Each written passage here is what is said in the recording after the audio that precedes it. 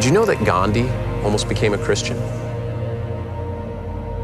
In his autobiography, he noted that while he was a student at London, he read the Gospels and fell in love with the person of Jesus Christ. In fact, Gandhi was known for quoting extensively from Jesus' Sermon on the Mount, which shaped his entire philosophy. At one point, a Christian missionary was able to meet Gandhi in person. And the missionary asked him, "Mr. Gandhi, though you quote the words of Christ often, why does it appear that you so adamantly reject becoming his follower?" Gandhi said, "Oh, I don't reject your Christ, I love your Christ.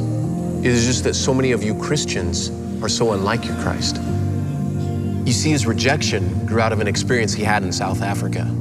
After reading the Bible and the life of Jesus, he wanted to know more about Christ. So he decided to attend a church service. But when he reached the front door, a church elder asked, "Where do you think that you're going? There's no room for you in this church.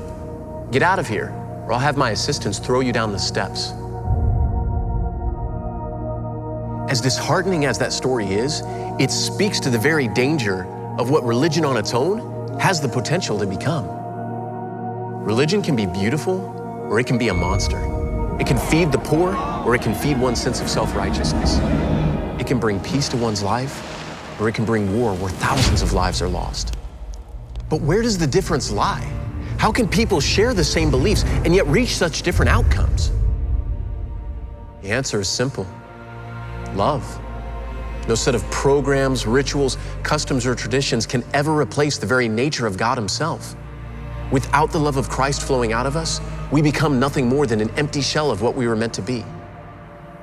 See, when we forget love, we bankrupt our own words, making them hollow and meaningless. The Bible says if you do not have love, then you've become a noisy gong or a clanging cymbal. In other words, you're just making noise. Even if what you're saying is true, no one is going to listen to you. Jesus demonstrated for us that true love is built on two pillars, grace and truth. But when you remove either one of them, then it doesn't work. Love is this beautiful dance between the two of them, with them both intertwining one with another. The truth is that Gandhi wanted and needed Jesus, but hatred and contempt were shown to him instead of grace. Thus, one of the pillars was removed, and the entire gospel message collapsed to him. Understand this: truth alone makes a person legalistic and self-righteous, where it becomes all about do's and don'ts, or thinking that you're more holy than others because of the way that you live. Conversely, grace alone becomes deception and moral compromise, where anything goes. You can make your own truth, and anyone who disagrees with you is being judgmental or hateful. But neither is sustainable. One without the other erodes the very nature of love. 1 Corinthians 13 says that love never fails, and that's because it's the model. It's the very blueprint that Jesus demonstrated. Remember the story about the woman caught in the act of adultery in the Bible? It says the religious leaders threw her on the ground before Jesus and were about to kill her because she'd broken the law. But Jesus turns them away and gets down on the ground with the woman. He looks at her and says, "I don't condemn you either, but go and sin no more." And this is the perfect demonstration of grace and truth. It's love personified.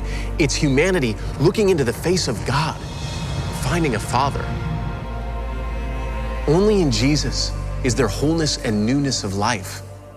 But without the truth to provoke life change and the Christ-like demonstration of grace, the church crumbles.